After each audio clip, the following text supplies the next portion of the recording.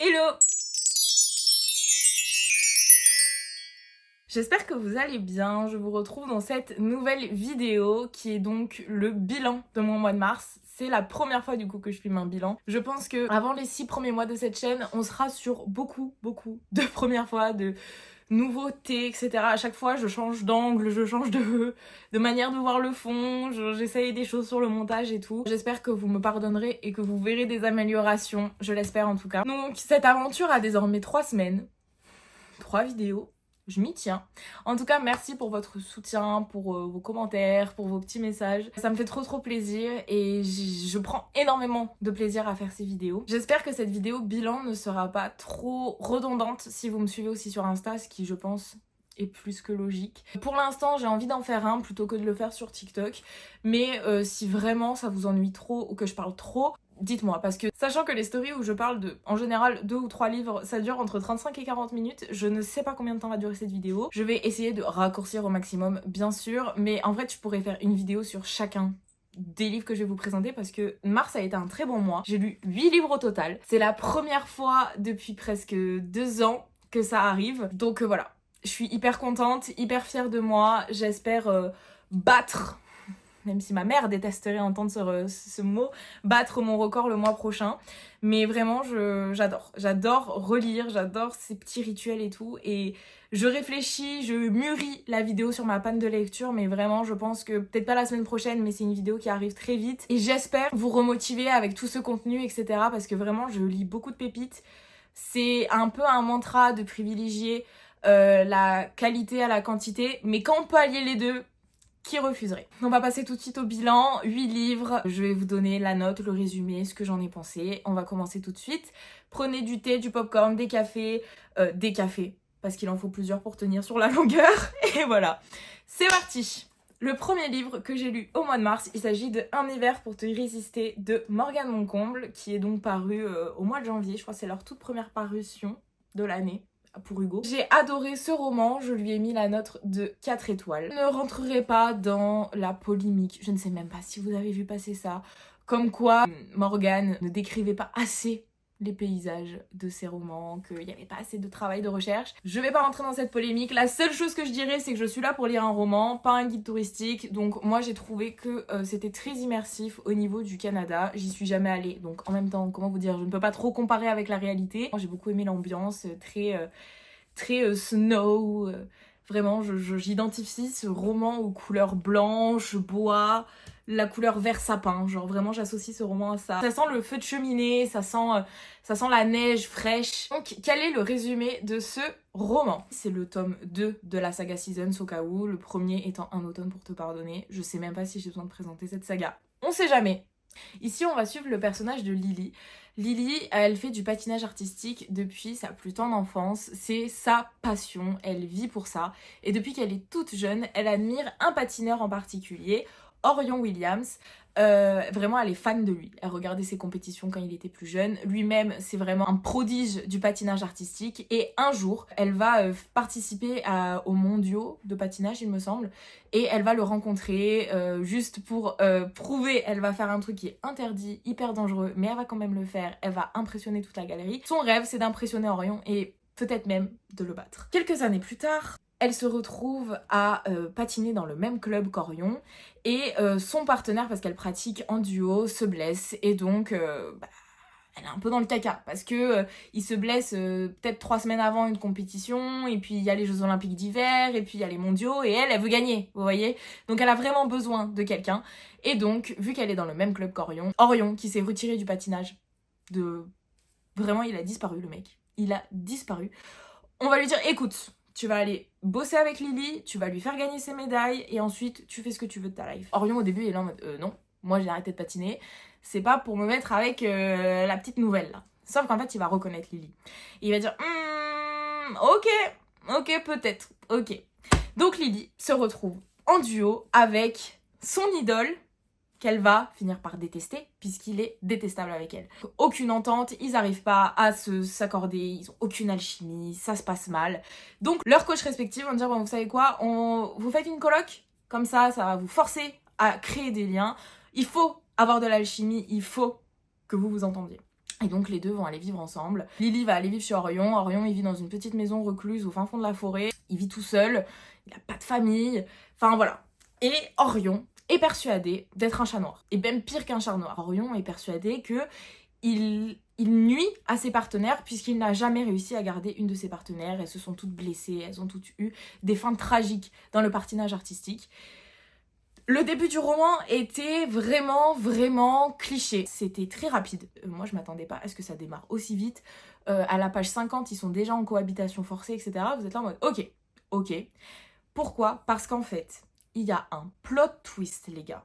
Mais un plot twist que je n'avais pas vu venir. C'était trop bien. Et à partir de ce plot twist, je n'ai pas pu lâcher le livre. Le début est hyper bien écrit, c'est hyper addictif, voilà, c'est bien. Mais franchement, ça casse pas trois pattes à un canard. Vraiment, c'est hyper basique. Mais c'est parce qu'en fait, on nous sort un truc. Mais comment vous dire ? Le plot twist d'un automne pour te pardonner, je l'avais vu venir. Je vous avoue que je l'avais vu venir.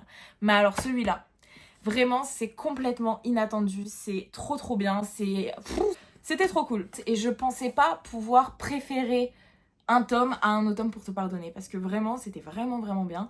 Et je crois que j'ai un peu préféré. En fait, je vous l'avais dit déjà dans ma vidéo précédente, mais pour moi, chaque tome est vraiment hyper intéressant indépendamment. Et même si ils sont très différents, donc on va forcément, je pense, avoir un préféré, parce que forcément, comme ils ne se ressemblent pas, on va forcément en préférer un, mais le suivant ne fait pas de l'ombre au précédent. C'est-à-dire que j'ai préféré Un printemps pour te succomber, et pourtant je garde un excellent souvenir de celui-là, parce qu'il ne se ressemble absolument pas, que ce soit dans les tropes, dans les caractères des personnages, et moi je trouve que ces romans-là sont hyper intéressants, parce qu'il y a énormément de représentations, et je ne comprends pas pourquoi on met Morgane Concombre dans la sauce. Donc pour mon avis sur L'hiver pour te résister, vraiment c'est hyper intéressant. J'ai appris plein de choses sur le patinage. Moi je trouve qu'elle a fait énormément de recherches sur ce sport. J'adore les romances qui se passent dans le patinage artistique, j'adore ce sport, j'adore le regarder moi-même et consommer les compétitions, etc.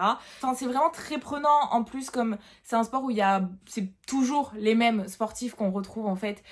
On les suit, on adore les découvrir et tout, et là j'ai trouvé qu'on retrouvait vraiment cette ambiance de petite famille du patinage artistique, une famille vraiment internationale où vous êtes à la fois des rivaux et des amis à force de vous côtoyer. Je trouve que voilà, c'était vraiment hyper bien, des sujets hyper originaux, c'était trop bien, j'ai adoré, 4 sur 5 parce qu'il n'y a pas de coup de cœur, mais c'est un roman je pense qui m'a fait commencer le mois de mars sur les chapeaux de roue, et en plus c'était encore le temps de le lire parce qu'il se termine au mois de mars, donc j'étais là en mode ça va. Je suis dans les temps, je respecte les saisons. En tout cas, c'est un livre très bon pour l'hiver prochain, si vous voulez, ou même pour maintenant. Mais je pense que comme ils vont les rééditer en poche très certainement l'année prochaine, si vous voulez pas vous lancer dans les grands formats, je ne m'avance pas, mais voilà. J'ai ensuite enchaîné le mois de mars avec The Dark One, qui est donc le deuxième tome de la saga Cruel garçon perdu, de Nikki St. Crow, publié aux éditions Roncière. Gros trigger warning. Là, on met les alarmes, tout. Ce roman, c'est de la dark romance. Attention, si vous avez moins de 18 ans, ne lisez pas ça, n'écoutez pas ce que je vais dire, ou gardez cette recommandation pour quand vous aurez plus de 18 ans. Parce que vraiment, ne gâchez pas votre innocence, entre de grosses guillemets, je ne veux pas sacraliser la virginité et tout ça, ne me faites pas dire ce que j'ai pas dit. Lisez des romances. Il n'y a aucun souci avec ça. Moi-même, je le faisais, mais ne lisez pas de dark romance trop tôt, s'il vous plaît, parce que c'est vraiment dangereux pour votre construction. Vous aurez tout le temps de les lire après. Regardez, moi, j'ai 21 ans, je profite, j'adore en lire, mais préservez-vous si vous avez entre 15 et 18 ans. Vraiment, s'il vous plaît, vous aurez tout le temps pour les lire après. Parenthèse fermée, qu'est-ce que c'est la saga, oui je pense que c'est une saga, des Cruels garçons perdus. Il s'agit donc d'une autre réécriture de Peter Pan. Je vous avais parlé la semaine dernière de Hooked de Emily McIntyre, publié chez Plume du Web. Et ça je suis tombée là-dessus, je sais plus, je dirais dans l'hiver. J'ai vu le premier tome de Never King, j'ai fait ah ça me fait penser à Neverland et tout, ça doit être un truc en rapport avec Peter Pan, donc je m'approche, je lui dis le résumé, oui c'est un rapport avec Peter Pan. Mais alors comment vous dire, Hooked, c'est les personnages de Peter Pan remasterisés. Comment vous dire qu'elle les a tous mis dans un bol. Elle a touillé avec un peu de poudre de fée là si vous voulez, et elle a fait une nouvelle histoire. Là, on retrouve quand même ce truc de pays imaginaire, de magie, de royaume. Il y a plusieurs îles qui forment le pays imaginaire. Il y a l'île du Capitaine Crochet, l'île des fées, l'île de Peter Pan. Chacun a un roi. Ça part un peu quand même dans un délire de fantasy. Alors que Hooked, c'est vraiment une dark romance contemporaine qui reprend les codes de Peter Pan. Donc c'est très différent. J'ai beaucoup aimé les deux versions. J'ai toujours une préférence pour Hooked. au niveau et de la plume et de la manière dont Peter Pan est abordé. Ici, Peter Pan, c'est le gentil. Dans Hooked, c'est le méchant. Et c'est ça que j'adore. Parce que quand on connaît la vraie histoire de Peter Pan est tout sauf gentil. Dans ces sagas-là, le premier tome, je l'avais bouffé en une matinée. Vraiment, ils font 250 pages. Comment vous dire que ça se mange à la petite cuillère. Le premier tome était très surprenant. Je vous avoue que je m'attendais pas à autant de scènes de sexe. Il y en a énormément. Et encore dans le tome 1, ça va. Ça faisait sens. Mais alors dans le tome 2... j'ai l'impression que l'autrice ne savait tellement plus quoi raconter. Elle savait plus où son histoire menait en fait. Et en fait, il y en a trop. Et j'ai pas aimé. Et je sautais des passages entiers. Et comment vous dire que quand vous sautez 10 pages sur un livre de 250 pages, c'est un peu frustrant. Pour le deuxième tome spécifiquement, je n'ai mis que 3 étoiles. C'est une dark romance que je vous recommande, surtout si vous aimez le côté vraiment fantasy, etc. Je vous recommande. C'est très prenant, c'est hyper court, c'est addictif et tout. Le début est cool. La fin est hyper cool, mais alors au milieu, ce n'est que du pour du sexe. Je déteste ça. Je sais que ça fait partie des codes de la dark romance, mais moi j'ai du mal. J'ai vraiment du mal avec le sexe pour du sexe. Ça apportait rien à l'histoire. Il y a une relation qui se développe, qui est plutôt intéressante, et là oui, ça sert à l'histoire, même si on n'est pas obligé de les voir sous toutes les coutures. 3 étoiles, parce que en soi, c'est une réécriture surprenante de Peter Pan. Est-ce que c'est très bon ? Je pense pas. Pour expliquer un petit peu le concept, parce qu'en fait on n'est pas sur du Peter Pan et Wendy. En gros, résumé, ça c'est résumé du tome 1, je vais forcément pas vous résumer le tome 2. On est dans un monde où les femmes de la famille Darling sont maudites. Chacune, à l'âge de 18 ans, se fait enlever par Peter Pan et torturer, littéralement, par Peter Pan. Winnie, qui est donc la 4e ou 5e génération de filles Darling. Elle vit avec sa mère est complètement cassée depuis qu'elle a vécu avec Peter Pan. Sa mère lui dit... voilà, tu vas te faire enlever, Peter Pan il est méchant. Et sa mère elle est complètement folle, vraiment elle est complètement folle. Son passage au pays imaginaire l'a complètement détruite. Ça s'ouvre sur l'anniversaire de Winnie. Winnie a donc 18 ans. Elle se dit bon, bah voilà, ma mère m'a dit que j'allais me faire enlever, donc bah c'est parti. Visiblement je vais me faire enlever. C'est ce qui arrive. Dans la nuit arrive Peter Pan l'enlève et l'emmène au pays imaginaire. Au pays imaginaire, ça se passe exactement comme dans le dessin animé, dans les films ou même dans la vraie pièce d'origine. Ils vivent dans un arbre et donc il l'emmène dans un arbre et en fait Peter Pan a perdu son ombre.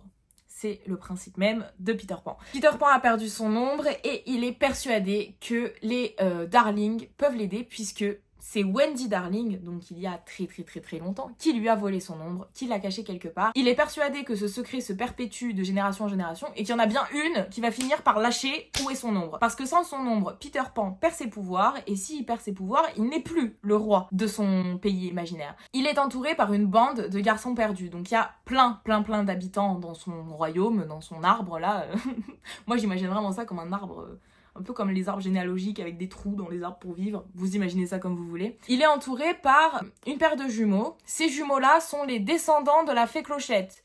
Parce que dans cette version-là, Peter Pan a zigouillé la fée Clochette. En gros, les fils de la fée Clochette sont venus avec Peter Pan, alors que la fille de la fée Clochette est l'ennemie de Peter Pan, parce qu'elle veut venger sa mère. Enfin, c'est un peu compliqué. Lisez pour comprendre un peu, voilà. Donc les jumeaux qui descendent des fées, c'est Bash et Cass. Ensuite, on a Vane. Il porte en lui l'ombre de la mort et il vient d'une île en particulier. Il parle très peu de lui et c'est un peu celui qui va voler la vedette à Peter Pan. Donc voilà un peu les 4 protagonistes. C'est Peter Pan, Vane, Bash et Cass. Et ensuite, il y a d'autres personnages qui se rajoutent. Là, s'il y avait le Capitaine Crochet, il y a toute une intrigue autour de ce personnage-là. Il y a plein de références. Par exemple, le Capitaine Crochet, son acolyte, c'est Smee, donc mouche en anglais. Et c'est une femme, donc ça fait du bien parce qu'il n'y a pas beaucoup de femmes dans ce roman. Il y a quand même beaucoup de leçons sur l'indépendance féminine, sur les rôles, enfin sur la féminine. C'est toujours consenti et ça lui plaît toujours. Donc écoutez, moi ça me plaît pas toujours, mais elle, si elle est contente, c'est l'essentiel. Je conclurai là-dessus. En tout cas, ils viennent d'annoncer le tome 3 pour le mois de mai. Vous pouvez être sûr que je le lirai parce que moi je consomme absolument tout ce qui est en rapport avec Peter Pan. Si jamais vous avez ne serait-ce qu'une réécriture, un truc que j'ai pas vu passer et qui est en rapport avec Peter Pan, n'hésitez pas à me le laisser dans les commentaires. Ensuite, alors là, comment vous dire que vraiment on passe du coq à l'âne. Parce que ma lecture suivante, il s'agit de L'étranger d'Albert Camus. Voilà, je n'avais jamais lu Albert Camus et franchement, ça a été une découverte mais incroyable. Je l'ai lu d'une traite. Impossible de lâcher ce roman. Je suis en études de lettres, en L3 de lettres. J'ai fait tout mon lycée avec des spécialités littéraires. J'adore la littérature. Je n'avais jamais lu Albert Camus. Je sais, c'est la honte. En plus de ça, je ne savais même pas de quoi parler l'étranger. Pour moi, l'étranger, c'était un mec qui recevait un télégramme qui lui disait que sa mère, elle était... C'est tout. Je ne savais rien de plus sur ce livre.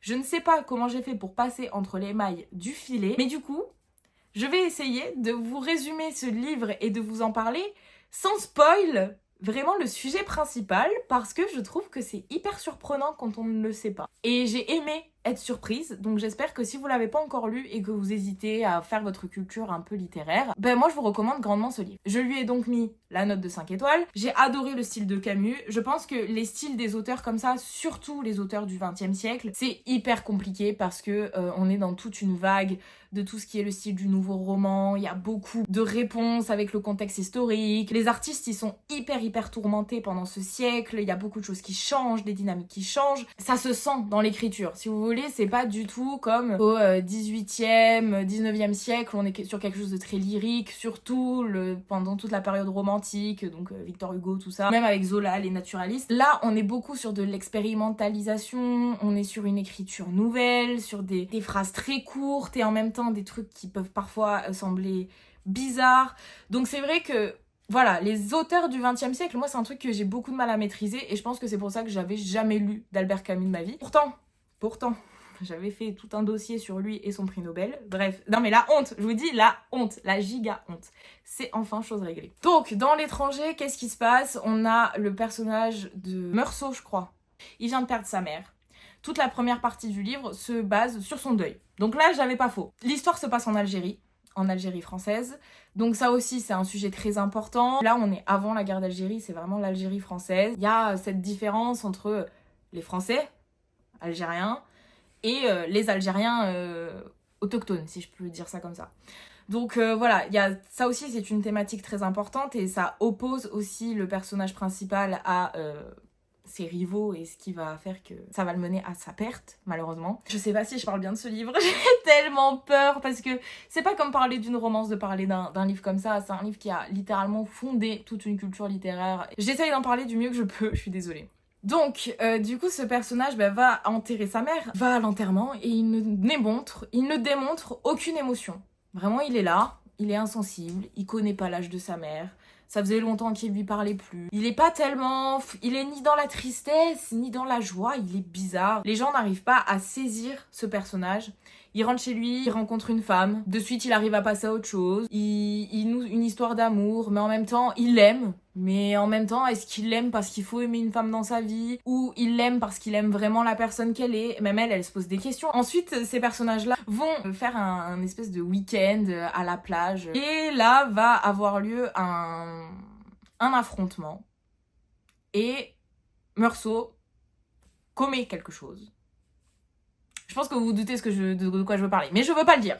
Parce que moi-même, je ne savais pas. Et il va se retrouver en prison. La machine judiciaire s'installe. Et la deuxième partie du roman, c'est Meursault en prison. Comment il vit la prison, comment il vit son procès, l'issue du procès. C'était magistral. C'est le dernier jour d'un condamné, version 20e siècle. J'ai trouvé ça magistral. J'ai trouvé chaque mot juste parfaitement au bon endroit. J'ai trouvé que tout ce dont on accusait le personnage, c'était en fait un reflet de ce que les gens avaient peur de devenir. C'était hyper intéressant de manière littéraire, de manière stylistique. C'était hyper intéressant sur la réflexion de la société, sur comment est-ce qu'on peut appliquer ce roman-là de nos jours. C'était tellement cool, j'ai adoré, c'était hyper riche, il y a tellement d'axes de lecture, je pourrais le relire et à chaque fois voir quelque chose de différent. C'est juste magistral, j'ai adoré, c'est en tout cas pour sûr mon roman du XXe siècle préféré. J'ai trop envie de lire d'autres romans d'Albert Camus, je pense que ce sera fait bientôt, j'aimerais bien, quand je passe chez Gibert, si j'arrive à en voir un en occasion, je pense que je l'achèterai. J'ai envie du coup de lire La Peste, que j'ai jamais lu. Je pense que c'est pas la première fois que vous entendrez parler de ce personnage et de cet écrivain.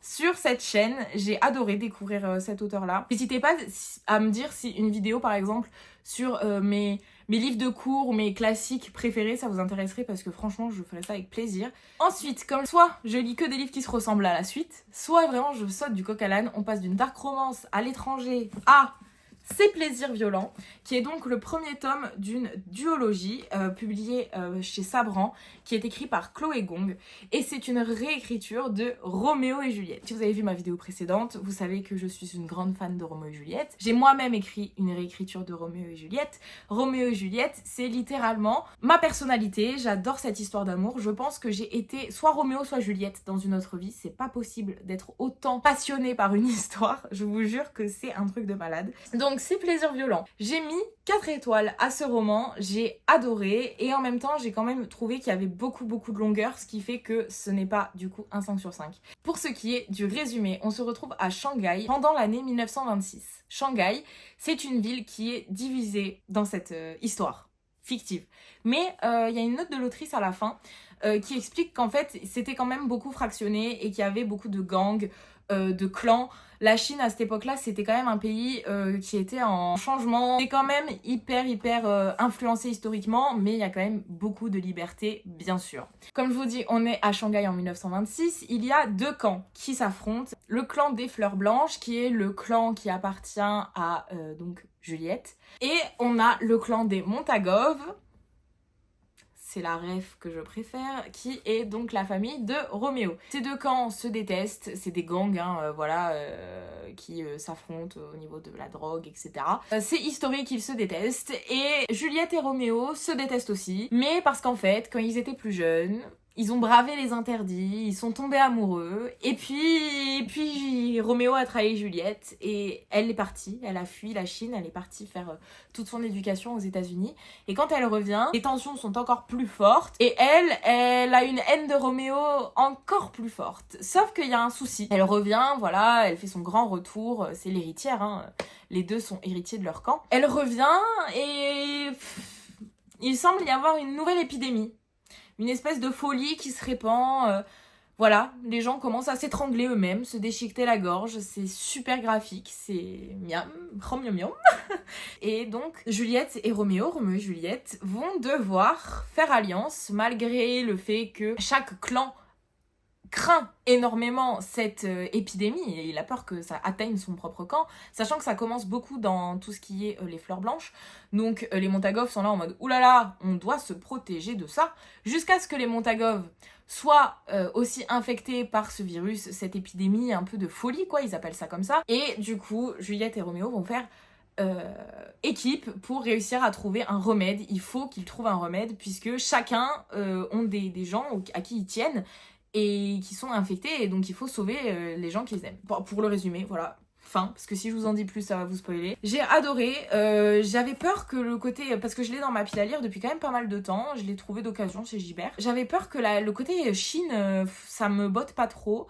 En fait, c'est pas tellement présent. Si, il y a quand même une influence, voilà, mais c'est pas non plus que ça. Sachant qu'en plus, les Montagov sont russes, il y a les Français, il y a les Britanniques, et du coup, les Fleurs Blanches, il y a les Chinois aussi, il y a les communistes. En fait, il y a plein de communautés différentes. Donc, Shanghai, ce n'est vraiment qu'un lieu. Après, moi, j'ai beaucoup aimé quand même l'ambiance, ça change. En fait, je pense que j'ai vraiment un trop plein de romances qui se passent aux États-Unis ou même en Angleterre. Et ça fait du bien de lire des choses qui se passent autre part. J'ai vraiment beaucoup aimé l'ambiance chinoise, donc au final ça m'a pas du tout gênée. J'ai adoré parce que quand vous êtes fan de Roméo et Juliette, vous remarquez très vite les dynamiques, les personnages, j'ai trouvé ça hyper ingénieux. À part Roméo et Juliette, aucun ne s'appelle comme les personnages originaux, mais ils commencent par la même initiale, donc c'est facile de se repérer, t'es là en mode ah ouais d'accord, donc ça c'est ça. Il y a quand même sur la fin un petit peu de similitude avec la pièce de théâtre, et voilà, j'ai trop aimé. Il y a un gros cliffhanger à la fin qui donne envie de lire le tome 2, donc il est dans ma pile à lire du mois d'avril. J'espère réussir à le lire au mois d'avril. Mais j'ai trop aimé. Franchement, je vous conseille. Et n'hésitez pas. Pareil que pour Peter Pan, si vous connaissez d'autres réécritures de Roméo et Juliette que je n'ai pas encore lu et que je ne connais pas encore, n'hésitez pas à me le dire dans les commentaires. En tout cas, moi, je vous recommande ce premier tome. J'attends de lire le deuxième pour vous recommander la duologie entière. Mais c'était vraiment pas mal. Je suis trop contente d'avoir découvert ça et d'être sortie de ma zone de confort parce que ça, c'est pas du tout ma zone de confort. Voilà, parce qu'il y a quand même un aspect un peu fantastique. Il y a quand même un peu de magie, de choses surnaturelles. Ça me fait penser, ah oui, ça m'a un peu fait penser à Six of Crows, un petit peu dans l'ambiance. Vous voyez ce que je veux dire? On est loin de Six of Crows, de la bande, etc.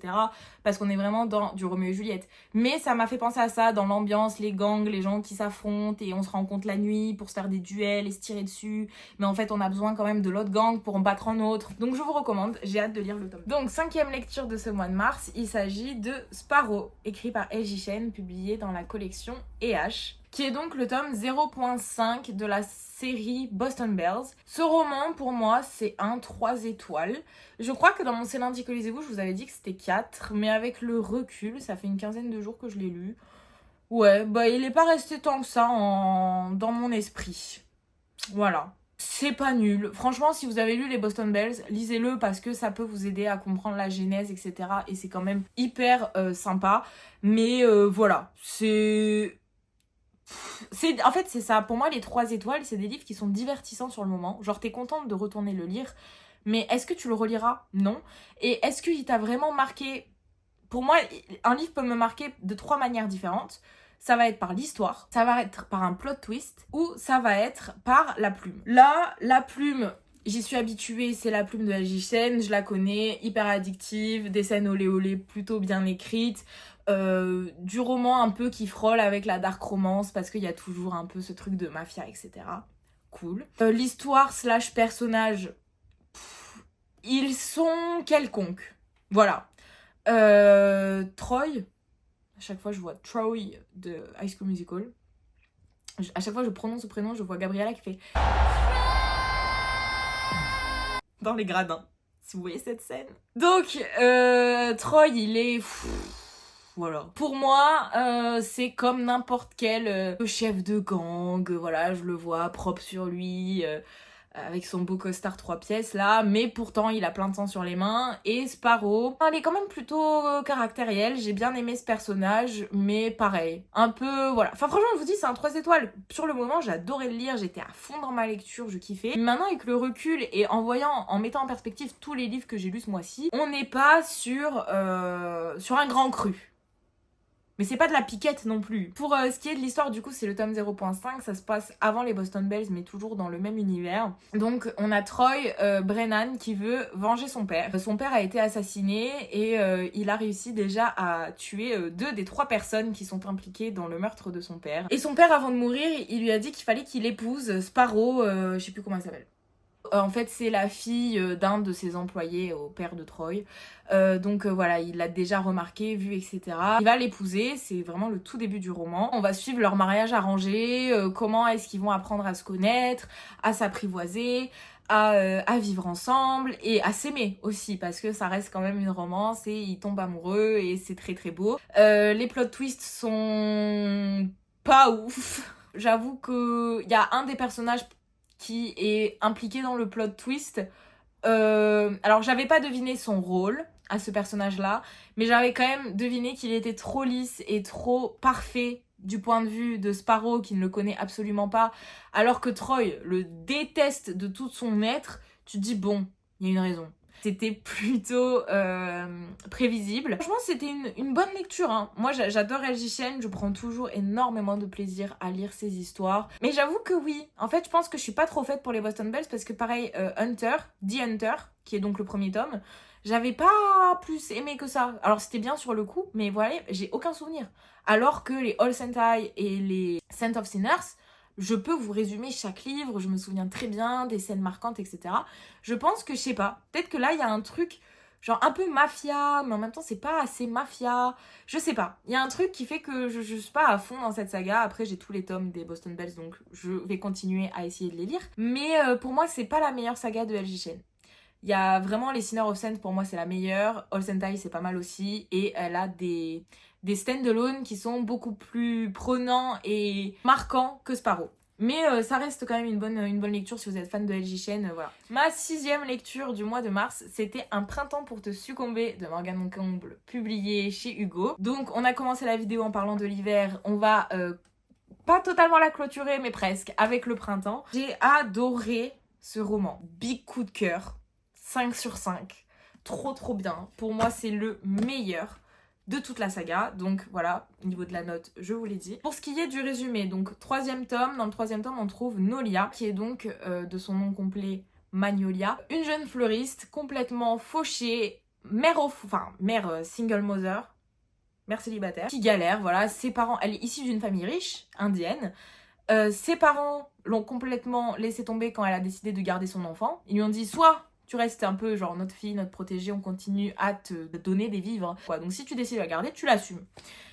Nolia décide de garder sa fille qui s'appelle Nazina. Elle fait sa petite vie, elle vit donc maintenant à Amsterdam alors qu'elle est française, elle vient de Paris. Sauf qu'à un moment, elle est fauchée. Elle est complètement fauchée, elle ne peut plus subvenir aux besoins de son enfant, elle galère dans son commerce et tout, et elle est obligée de revenir vers ses parents et leur dire « Écoutez, j'ai besoin de vous, j'ai besoin de votre argent. » Et ses parents, ils disent « Mais tu sais ce que nous, on veut pour toi. » Ses parents veulent qu'elle soit mariée, parce que pour eux, et c'est important, enfin surtout pour sa mère, c'est important que, il faut pas qu'elle reste mère seule, il faut que l'enfant ait un père, etc., l'image de la famille traditionnelle. Donc, Nolia, elle sait comment amadouer sa mère, et elle dit, ça, vous allez être content parce que je suis fiancée. Sauf que c'est pas vrai, elle est pas du tout fiancée. En parallèle, on voit évoluer Camille qui est donc un jeune entrepreneur qui a percé dans le monde du commerce et de l'application de rencontre, on va dire. Il a lancé sa dernière application qui est une application d'escorting, donc qui aide à rendre l'escorting légal, si je peux appeler ça comme ça, sachant que c'est déjà légal aux Pays-Bas, pour sécuriser la personne qui se prostitue ou qui offre ses services. Et aussi pour garantir une sécurité du client, etc. Tout est... voilà. Ça fait polémique, bien sûr, il y a toujours des gens qui sont pour et des gens qui sont contre, et les gens qui sont contre, ils aiment beaucoup pointer du doigt, shamer les gens qui ont ce genre d'initiative. Donc Camille, il est dans une gigantesque sauce. En plus, il y a une petite vidéo de lui qui circule, qui vient de sortir. Je vous explique, c'est pas une vidéo comme je suis en train de faire pour vous, c'est une vidéo intime. Donc il est encore plus dans la sauce, et donc son assistante, elle lui dit « Écoute là, mon frérot, faudrait peut-être que tu te ranges, parce que si tu continues comme ça, les gens vont te tourner le dos, et ton business, ton argent, tout ça, tu peux faire une croix dessus. Genre vraiment, les gens vont te laisser tomber. » Sachant que, quelques jours plus tôt, Nolia s'était trompée, elle est tombée sur Camille, et en fait il y a eu un gros quiproquo. Nolia pensait à être un rendez-vous professionnel, et Camille pensait être un rendez-vous pour embaucher une femme qui deviendrait sa fausse femme. Donc c'est assez comique, c'est une situation plutôt comique dès le début du roman, parce que forcément Nolia elle pense être un client qui a besoin de ses services de fleuriste, et lui la traite comme une escorte. Nolia va repenser à lui, parce que ça s'est passé quelques jours avant qu'elle aille voir ses parents. Elle se dit, tiens, si je lui demandais d'être mon faux fiancé, parce qu'il a l'air d'avoir besoin d'une femme dans sa vie. Et donc c'est comme ça qu'ils vont se fiancer. Et là, arrive la meilleure, plus belle histoire d'amour de tous les temps. J'ai adoré, c'était trop bien. Camille, si ça c'est pas un homme écrit par une femme, je ne sais pas ce que c'est, mais vraiment, cet homme est parfait. Nolia, c'est tellement rare des personnages féminins qui ne sont pas exaspérants, et elle n'est pas exaspérante, je l'adore, elle est hyper forte, elle transmet des belles valeurs, elle est hyper maternelle, et en même temps elle reste femme, elle est jeune, elle s'assume, elle est incroyable, j'ai adoré ce personnage, c'est un mélange parfait. C'est trop bien, c'est la meilleure des pâtes à crêpes, on a mélangé tous les ingrédients possibles pour faire un bon roman, je suis fan. Ce roman, pour moi, c'est le meilleur de Morgane Moncomble. Même si Aime moi je te fuis restera à jamais le numéro 1 dans mon cœur, là, mon numéro 1 en balayant Aime moi je te fuis, c'était l'As de cœur. Là, ça devient celui-là. Mais je vous jure, je n'arrivais pas à le lâcher. Les 50 derniers pourcents sont incroyables. Il y a un plot twist que je n'avais absolument pas vu venir. J'ai trouvé ce plot twist tellement beau, tellement fort de sens. C'était vraiment un plot twist de romance, un plot twist plein de sentiments, plein de destinée. Enfin, c'était trop beau, j'ai adoré, c'était trop bien. Pour moi, c'est mon tome préféré. Je trouve que dans chacun des tomes, il y a énormément de diversité. Voilà, Lily, elle est issue d'une famille asiatique, donc on voit toutes les traditions de sa famille. Nolia, d'une famille indienne, donc tout le mariage est porté sur les traditions indiennes. Enfin, c'est trop riche culturellement parlant, donc vraiment, je vous conseille à 1000% cette série et ce tome-ci. Vraiment, si vous devez en choisir qu'un, à mes yeux, c'est Un printemps pour te succomber. Donc, 7e lecture de ce mois de mars. On y arrive, on est bientôt à la fin. Il s'agit de Magnolia Parks par Jessa Hastings, publié chez Hauteville. Ce roman, je lui ai mis la note de 4 sur 5 sur Goodreads. Mais si j'avais pu, je pense que j'aurais mis 4,5. Parce que pour moi, il y a juste un tout mini bibi détail qui m'a dérangé au niveau de la plume. Mais sinon, c'est un gros oui. J'ai adoré. Donc, pour vous faire un petit résumé de ce roman quand même si je pense qu'il a tellement tourné sur Booksta, BookTok et tous les book réseaux du monde que vous devez le connaître. Moi, je ne connaissais pas, donc je me dis, il y a quand même des gens qui doivent passer dans les mailles du filet. Ce roman-là, si ça devait être résumé en 2 mots, ce serait Gossip Girl à Londres. On suit le perso de Magnolia, qui, voilà, elle a évolué dans une riche famille. Vous savez, les familles riches où les 2 parents ne se causent plus depuis plus de 20 ans, mais ils restent ensemble pour l'argent et pour la façade sociale. Magnolia, depuis ses 14 ans, elle avait une relation avec BJ. BJ, c'est le bad boy sombre et ténébreux qui, pour Magnolia, déplacerait l'Everest s'il le pouvait. Voilà, ils sont hyper amoureux. Le problème, c'est que BJ, il va fauter 2 ans ou 3, je sais plus, avant le début de cette histoire. Et donc, ils se séparent parce que Magnolia ne peut supporter cette trahison. Et pourtant, en fait, ils vont quand même rester hyper proches. Ils sont tout le temps en train de dormir l'un avec l'autre, mais sans avoir de relation amoureuse. Donc, ils ne s'embrassent pas, ils ne se font pas... Mais ils sont toujours hyper proches. Et ils sont toujours en train de se teaser l'un l'autre, c'est-à-dire que BJ, il couche avec tout ce qui est vivant, j'ai l'impression, vraiment, il a un body count, ce mec, c'est assez impressionnant. Il faut se poser des questions quand on arrive à un tel nombre. Et Magnolia, elle enchaîne les fausses relations de façade pour juste faire chier son ex, en fait. Et donc, c'est tout ce jeu-là de je t'aime, moi non plus. Et comme je le disais sur Insta, au final, le roman se termine un peu comme il commence. Et on a l'impression de ne pas avoir avancé, alors que si, on a énormément avancé. Il y a énormément de révélations, de choses qui se passent. Alors oui, c'est un pas en avant, 15 ans en arrière, mais au final, t'as quand même fait un pas en avant. Et donc, c'est hyper cool. Moi, j'ai adoré. Les points négatifs de ce roman, j'ai trouvé qu'au début, il y a énormément de personnages. Parce que comme dans Gossip Girl, hein, vous avez des frères, des sœurs, et puis en fait, le frère, il est meilleur ami avec le frère de telle personne, et en fait, telle sœur, cette sœur, elle est plus dans le tableau, mais en même temps, elle existe quand même, et eux, c'est les méchants, mais en fait, dans les méchants, il y a quand même lui qui est gentil et qui est ami avec lui. C'est beaucoup d'infos dès le début, t'es là en mode, ok. Une fois que c'est rentré dans le cerveau, ça va tout seul, je vous jure, ça va tout seul. Et moi, ce qui m'a dérangé aussi, et je l'ai beaucoup vu, c'est que vraiment dans les points de vue de Magnolia, alors elle a comme un super pouvoir. Chacun ses super pouvoirs, je juge pas, mais son super pouvoir, c'est de pouvoir deviner ce que quelqu'un porte rien qu'en lui jetant un coup d'œil. Donc en fait, dès qu'on est de son point de vue et qu'elle introduit un personnage, c'est alors il est habillé comme ça, c'est telle collection de tel créateur et c'est fait en telle matière et là il y a tant de boutons et ça c'était dans tel magazine et ça c'est ça. Et en fait ça alourdit mais tellement les descriptions. Et en fait au bout d'un moment tu y fais plus attention. Mais c'est vrai qu'au début ça peut donner une impression d'histoire Wattpad. Un peu, vous voyez. Voilà, c'est un peu ça et c'est un peu redondant. Après, les chapitres du point de vue de BJ, donc du garçon, donnent beaucoup d'air et permettent de prendre d'arrêter en fait ces descriptions voilà, et de retomber dans quelque chose de plus contemporain. Et c'est là qu'on se rend compte au final que c'est vraiment un trait de caractère propre à Magnolia et que c'est pas l'autrice le problème, c'est vraiment Magnolia et son super pouvoir bizarre. Bon. Mais à part ce mini détail qui m'a dérangé et le fait que les 100 premières pages sont plutôt difficiles à rentrer dedans, après mais c'est tellement fluide, il se passe tellement de choses, c'est hyper addictif. Les chapitres, en fait, les 100 premières pages, les chapitres sont très longs. Il y a beaucoup de personnages. Magnolia, elle est insupportable avec son super pouvoir là, mais après, les chapitres raccourcissent, Magnolia, elle se calme, et il y a enfin de l'action. Comment vous dire que c'est trop bien. J'adore, vraiment j'adore ce truc de ils sont connus, mais en fait c'est pas vraiment via les réseaux sociaux et tout, ça reste quand même un truc via les tabloïds et tout. Moi ça m'a fait penser un truc old school et tout, enfin j'ai trop aimé, c'est hyper addictif, la plume de l'autrice est hyper intéressante, je trouve qu'elle est très recherchée.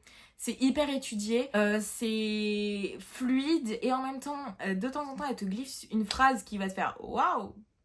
J'ai beaucoup aimé comment c'était dit. Parce qu'un livre, il y a l'histoire, mais il y a aussi comment c'est raconté. Et on peut changer tout le sens d'une histoire en changeant la manière dont c'est raconté. Et j'ai beaucoup aimé.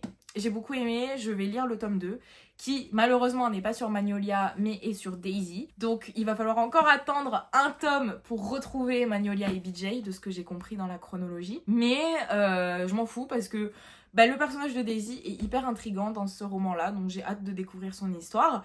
Et de découvrir aussi un peu plus sur le personnage masculin. Je vous dis pas parce que sinon ça va un peu vous spoil. Mais voilà, j'ai trop hâte et je le lirai. J'espère pouvoir le lire au mois d'avril aussi. Beaucoup de projets, hein, beaucoup de projets. Et donc, ma dernière lecture du mois de mars. Il s'agit de Tous nos lendemains par Lily Blabla, publié chez Hugo Roman. Insérez les vidéos de moi en train de lire ce livre.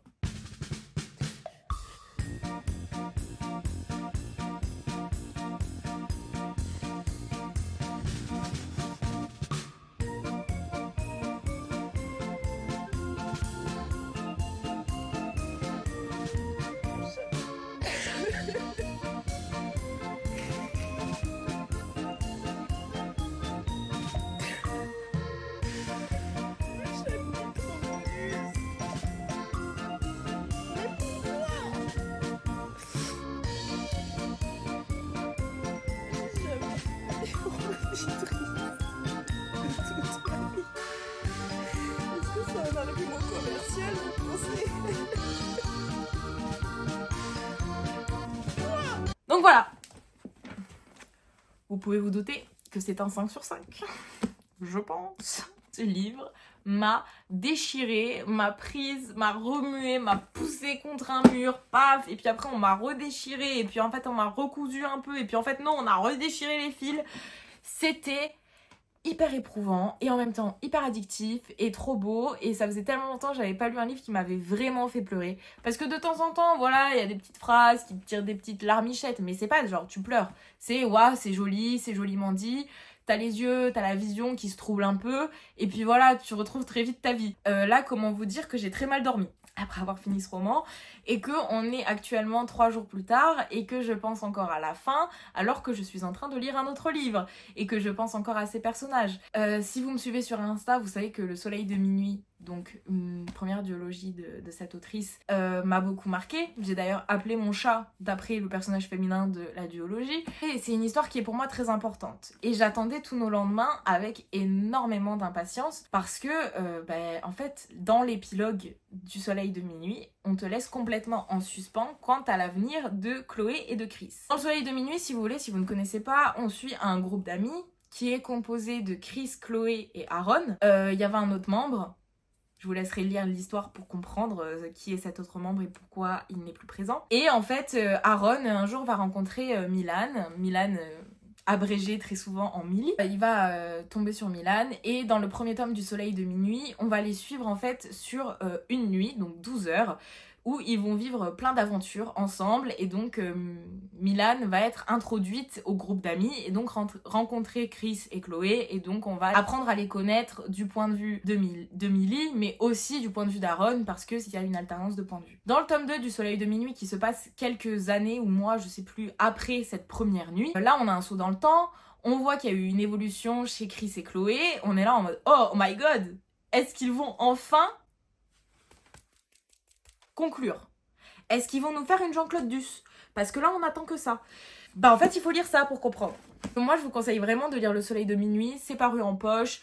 allez-y, c'est des tout petits livres, c'est trop bien, moi j'ai adoré. En fait c'est des livres qui ont marqué ma fameuse panne de lecture parce que je lisais tellement plus, je trouvais que tout était nul, alors que ça d'un seul coup, ça a été le soleil de minuit, genre ça a été le soleil dans ma panne de lecture, c'était une de mes meilleures lectures pendant ces quelques années, ces quelques mois de troubles dans ma relation avec la lecture. Donc j'attendais ça depuis littéralement mars 2022. J'ai cherché dans mes messages avec Lily pour savoir quand est-ce que je l'avais harcelée pour dire mais c'est quoi cet épilogue ? 17 mars 2022. Et donc le 29 mars 2024, j'ai enfin la réponse et la réponse ça a donné ça. Je le rappelle. Donc dans ce roman-là, on suit l'histoire de Chris et Chloé qui va de avant le soleil de minuit à après. Et donc on sait enfin ce qui les unit, comment est-ce qu'ils s'aiment, comment est-ce qu'ils se détestent, les secrets qu'il y a entre eux. Il y a beaucoup, les tropes présents dans ce roman, c'est vraiment la miscommunication, le enemies to lovers, enfin le friends to enemies to lovers, cohabitation forcée dans la première partie du roman, et ensuite je ne vais pas vous spoil. Je vous conseille grandement de vous référer à la liste des trigger warnings qui sont à la fin du roman. C'est pour moi très important de les connaître. Moi je suis une personne très sensible, mais par contre tout ce qui est fiction, etc., ça ne me touche pas. Vraiment, il faut vraiment y aller pour qu'un livre me choque ou me fasse du mal. Alors au contraire, moi, plus le sujet est dur, plus c'est trash, plus c'est triste, plus ça me fait du bien. Vous voyez ? Mais il y a des personnes, non. Il y a des personnes, des sujets, ça leur fait du mal. Moi, je pense à ces personnages-là, je ressasse ce qu'ils ont vécu, etc. Mais ça me fait pas de mal. Au contraire, je le prends comme une leçon de vie. Il y a des personnes, ça leur fait du mal. Et il ne faut pas que vous vous forciez ou que vous fassiez du mal en lisant un livre. Ça doit rester du plaisir. Et ce n'est pas parce que tout le monde aime un livre qu'il faut que vous vous forciez à le lire, quitte à vous écorcher un peu plus. J'espère toujours prévenir quand il y a des trigger warnings plutôt importants dans une romance ou dans un livre en général. Donc voilà, très important de les lire parce que regardez, une personne qui vit très bien les trigger warnings, je ressemblais à ça. Donc faites attention à vous, c'est un livre qui est quand même très dur, malgré la couverture très belle, très mignonne, voilà, on est là, des petites ombres, là ils sont très mignons et tout. En fait, c'est un crève-cœur. Donc je vous dis, faites attention à vous, ne vous laissez pas avoir non plus par trop de hype, mais si vous êtes prêt, armé et que vous lisez les trigger warnings, je ne peux que vous conseiller, c'est très beau. La plume est magnifique, c'est très poétique, très doux, c'est magnifique. Et Chris, c'était mon personnage préféré du Soleil de Minuit. Vraiment, je l'aimais de tout mon cœur et j'avais tellement hâte de le découvrir. Et c'est mon personnage préféré de ce roman-là. Chloé, je l'aime aussi beaucoup, mais je m'identifie beaucoup moins à elle alors que Chris, il a vraiment un truc. Il a un truc, je sais pas, j'aime beaucoup ce personnage, je m'identifie beaucoup à lui. Pourtant, on n'a pas du tout la même vie, mais je l'aime énormément Et même si le chapitre bonus caché au fin fond, juste après les trigger warnings, après les remerciements et après tout, ce chapitre, il méritait ce chapitre. Il a le droit à ce chapitre. Et voilà, je déteste Lily autant que je l'aime pour avoir écrit cette histoire de cette manière-là. C'était très beau, très doux, très brut aussi. Et c'était un voyage important à faire, je pense. Voilà, de toute façon, c'est marqué derrière, public averti, donc voilà. Et je suis très surprise que Hugo ait publié un roman comme ça, qui parfois ne respecte pas tous les codes de la romance, et ce qui prouve qu'il n'y a pas de code dans une romance. L'essentiel, c'est juste que les personnages s'aiment à un moment donné du roman. Donc voilà pour cette vidéo. J'espère, maintenant que je vois à quel point j'ai mis du temps à filmer cette vidéo, et je sais pas combien de temps ça va rendre au résultat final, j'espère que je vais pas forcément exploser mes records toutes les semaines, parce que sinon on va se retrouver avec des vidéos d'1h30. En tout cas, j'espère que vous avez pris note de ces recommandations. N'hésitez pas à me faire, vous, dans les commentaires, votre bilan du mois de mars. Est-ce que ça a été un bon mois, un mauvais mois? Quelle était votre meilleure lecture de ce mois-ci? N'hésitez pas à tout me dire, à répondre à toutes les questions que je vous ai posées dans cette vidéo. Je pense que c'est important d'interagir, que vous puissiez réagir aussi à ce que je dis. Donc voilà, moi je vous fais plein de gros bisous. Je vous dis à la semaine prochaine. Et en attendant, je vous souhaite de jolies lectures. Bisous.